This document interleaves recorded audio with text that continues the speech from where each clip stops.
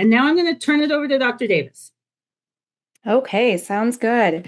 So we're going to jump down and we're going to talk about the projects that are in the green here. And this first project being the registries that we're going to talk about that I'm leading. And this is the Insights Registry and Galaxy Registry.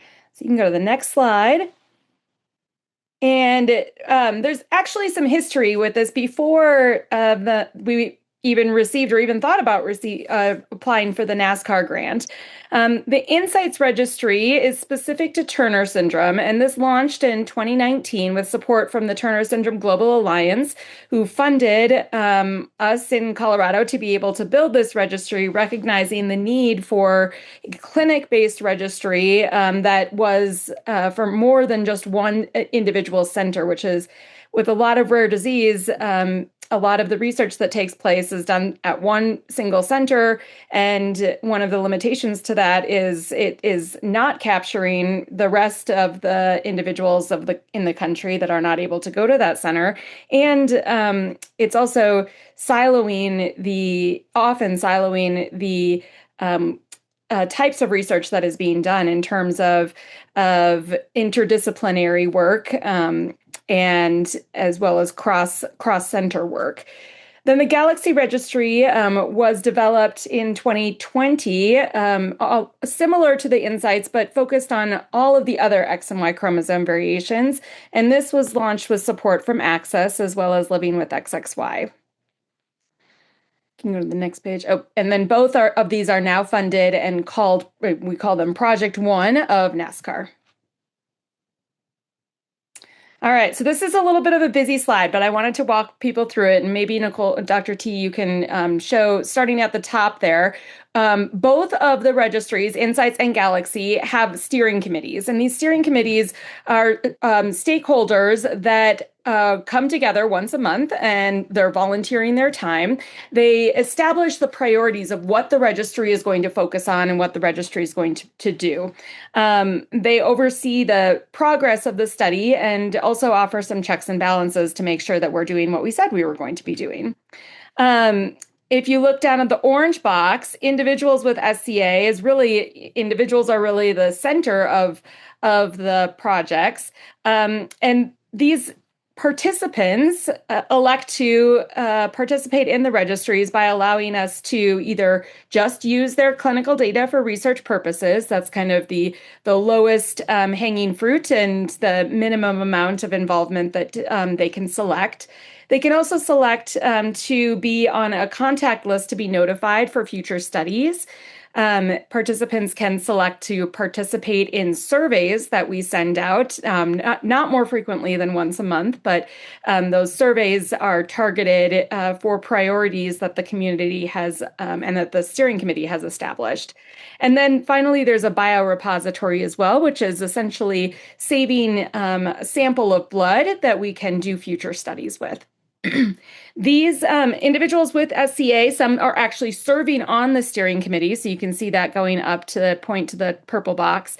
And you can also participate even if you're not seen in a clinic. That is one of the centers that Dr. T was showing us is participating in the full NASCAR program. If you flip over to the green, the clinic sites, these are our partners out in the academic centers that are seeing patients with SCAs and that have the opportunity to enroll them into the registry and to enter their data that is then clinically validated, which is really important because although we definitely value and want to get patient outcomes or patient-reported outcomes, some of the things that are also important are not things that patients maybe know, specific lab results, for example. And those things are also potentially really important when we're thinking about predictors for the future or diagnoses and categorizations and whatnot. So from the clinical sites, we also have clinicians in multidisciplinary capacities serving on that steering committee. So important to get those different perspectives. And then finally, down at the bottom is kind of holding everything together. We have coordination among all of these entities. So we're the lead center at the University of Colorado, but as Dr. T mentioned, we also have a data management center, which is through Cincinnati, and they provide a lot of resources for allowing us to securely manage data and generate some reports and provide some more information back to the community as well, which we'll be working on over the upcoming years. And the whole point of this is that we will be able to have excellent natural history that is longitudinal at all different ages across all different X and Y chromosome variations. We'll be able to look down at clinic level as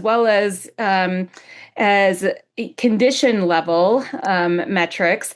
And then we'll also have both a repository or a bank of both data as well as biospecimens that we're going to be able to do future research on. All right, so what is the overall goal of this? One of the big goals in studying rare disease is really that we actually don't have a lot of information from big populations to allow us to study some of the rarer conditions that may be associated with X and Y variations that we maybe don't even know about yet. So accurate numbers of who is affected and what they are affected by or with is one of the biggest goals for having a registry. So it's kind of idea of the natural history of what is happening to individuals with these conditions. That's particularly important given the change in the landscape of who we know is getting diagnosed with X and Y chromosome variations with the advent and adoption of the non-invasive prenatal screening in pregnancy. We are also able to see similarities and differences both between different SCA conditions, and we're able to track things over time. And we hope that this will be a resource for future studies and minimize overall resources that may be going into research when we do research in siloed departments and maximize the benefits for everyone involved in the SCA community. Next, and then just to emphasize as well that we do want to do complex analyses that we haven't had an opportunity to do before, because with rare disease research, a lot of these more complex analyses requires hundreds of individuals within each group before you can start to do those comparisons. And we will be able to have that power with the Galaxy and Insights registries. Okay, so what do I do? As I mentioned, any individual with an X and Y chromosome variation is eligible to participate in Galaxy or Insights if you have Turner syndrome. So this QR code here is the consent form that you can actually go and read more about the study right now if you haven't, or if you're interested. On there, as I mentioned, the bottom line, the kind of overarching goal is that you give consent to use your medical records for research purposes. There are also then options to be on a list for new study opportunities and to participate in surveys. So those are both options that you can check when you consent into the study. Blood samples are also an optional procedure as part of the study, but are only available to those that are registering in clinics, because we have not yet figured out how best to do the blood samples remotely. So at this point, that's just an in-clinic option.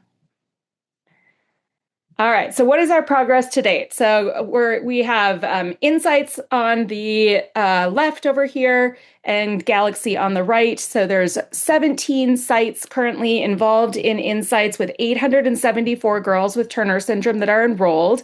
And we have had 3 publications thus far. And if you look at this QR code, this is kind of a live metric. We call it the dashboard of who the people are that are enrolled in terms of demographics. So looking at different specific Turner syndrome karyotypes, looking at race and ethnicity and age are examples of what you can find on that dashboard. On the other side, you have Galaxy, and this total has 5 total sites thus far, and we are likely going to be engaging more over the upcoming years. We have almost 600 individuals enrolled, also has resulted in 3 publications that I'm going to go over on the upcoming slides. And then the dashboard for Galaxy is here as well. So you can see which specific X and Y chromosome variations are are enrolled. And if you click on that, you will definitely see that there are a lot more disproportionate amount of individuals with XXY. So we really do want to try to get those less represented karyotypes on there as well. Next slide. Okay, so I'm going to dive into one of those papers that I mentioned, one of those publications. This was a effort to look at, well, what does the community, particularly individuals with X and Y variations, as well as parents of individuals with X and Y variations, want us to study? So what are the research priorities? The steering committees for both the Insights and Galaxies registries got together and put together a survey, essentially, of the different priorities that we may want to consider in here.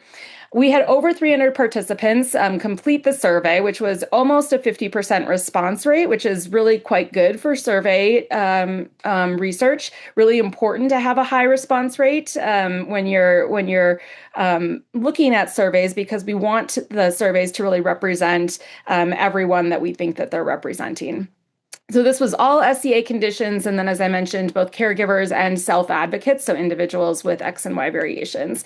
And essentially, we asked a series of questions of how important is research on ... this topic.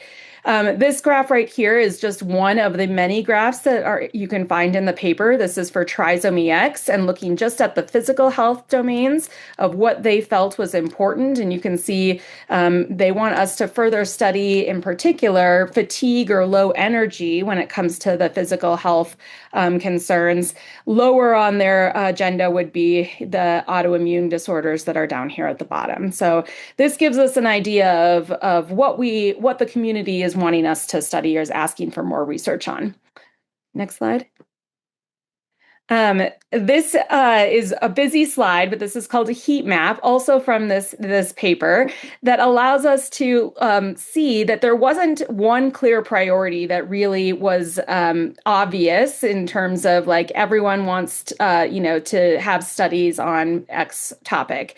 We saw a variety of interests over the different domains that we were looking at. Some topics were of similar importance across all conditions, like these top ones on this heat map: anxiety disorders, ADHD, depression or mood problems. Those you can see all the conditions, which are each of those different columns there, are similar color. So it's a similar importance across all of those conditions. However, some topics were much more important to some conditions than others, like hearing loss, eating disorders, and skin problems. They're down at the bottom there. You can see that they're really not important at all. That's the lowest importance there in some of the trisomy conditions, and much more important in the Turner syndrome group. Most topics were of similar importance to both caregivers and self-advocates, but we also saw that wasn't always true. Caregivers were more likely to rate research on seizures, fertility, self-sufficiency, and child development as important, more important than the self-advocates reported. All right. Another paper that we were able to publish using the Galaxy registry was specifically on XXYY medications. And this was led by Joanna Dreyer, who is a pharmacist with our group. And she was interested in looking at, in particular, medications that are used for behavior or mental health. So that includes things like ADHD and anxiety, if you remember on the previous slide, of being important to individuals with X and Y variations. She developed a survey that was disseminated in the Galaxy Registry to all individuals with XXYY, and this was specifically about their experience being on these types of medications. And from that, she was able to not only write this paper that was published, but also develop a family guide toolkit that you can see over on the right, medications for behavior and mental health in XXYY syndrome that the families or individuals with XXY can use when they're thinking about what does this mean to me, and if I am thinking about medications, what do other individuals with XXYY experience? So this is just a tangible example of what we can do with this database. So our 5-year plans for this grant period of NASCAR are to increase the number of participants within the registry, and in particular, representation of participants that we don't have very many individuals for right now. So especially adults and those with rare karyotypes. We also want to, with the help of the DMCC, improve the quality of the data that is in the registry. Now that we are actually have some dedicated money to be able to do this project, we are able to devote a little bit more time and energy for the sites to be able to enter data, for example.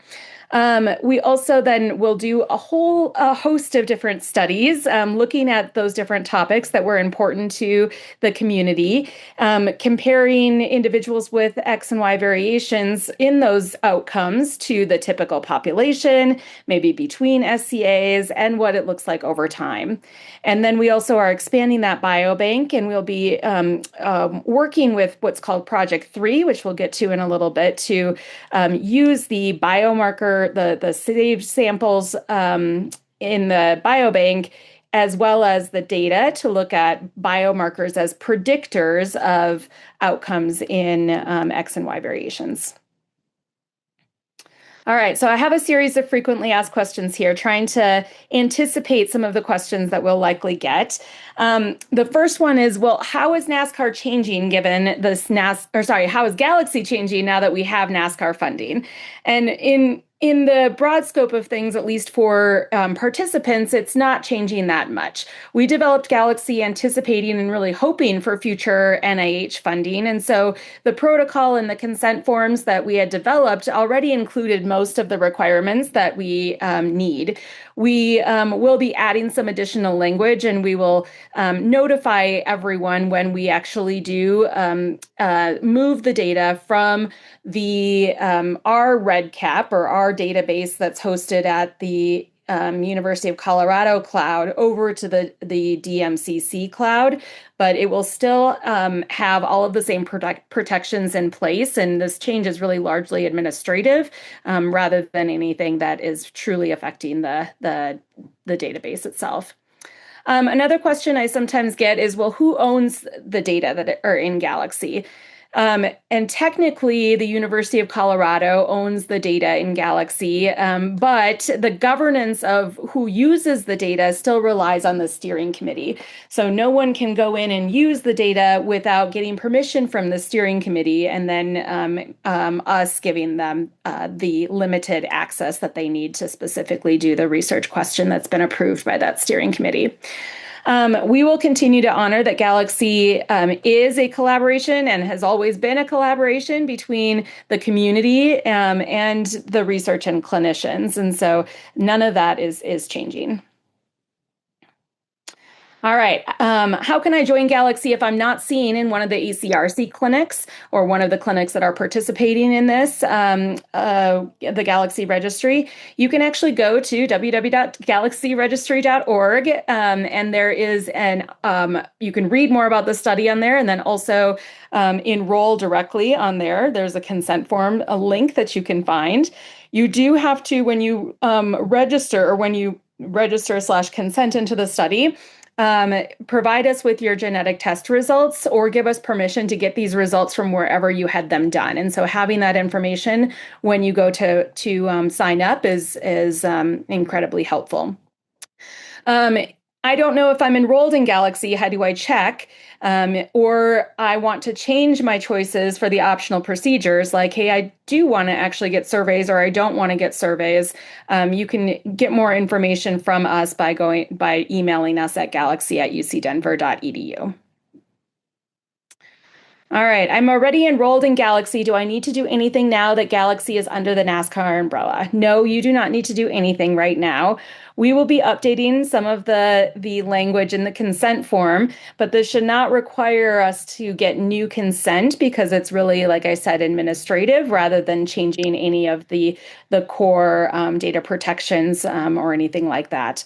We will, however, send an email to all participants that we have email addresses for, detailing the consent updates with the option to opt out of participation if this no longer aligns with your goals, because we want to respect that this is a change and that wasn't in the initial consent form. And then we also ask that you respond to any surveys that you are eligible for, that you get sent, because the survey response rate does matter when we go to put the data together and really what we are saying about the respondents in the community. If we only have a handful of people reply, we don't know if that's because if that's truly representing everyone. All right. How do you keep my data safe? We have many rigorous screening protections, and we follow all of the rules and laws that we have to do, not just for when you're seen in clinic, for example, but then above and beyond that for research data privacy. We store all of the data in a password protected database that is only accessible to research team members that have been trained in human subjects research. And we also assign a unique participant ID so we can minimize the places that you have personal identifiable information in there. And then what if you're not okay with the change to include that Galaxy in your data is included under this bigger NASCAR umbrella with RDCRN funding? Again, you'll receive this opt-out option to when we are going to be moving over the data to the RDCRN platform. All right. I just want to acknowledge our Galaxy Steering Committee. Some of us were able to be at the last Access meeting in person and have a picture of some of the folks there. But this is the interdisciplinary committee that is representing clinicians and researchers and affected individuals and parents of affected individuals.